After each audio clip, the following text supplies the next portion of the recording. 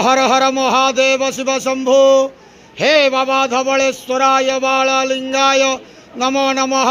दीपं ज्योति परम ब्रह्म दीपं ज्योति जनार्दनः दीपहरतु मे पापो पूजा दीप नमस्तुते। बाबा धवलेश्वर बालालिंग महाप्रभु संसार सुखी रखंतु।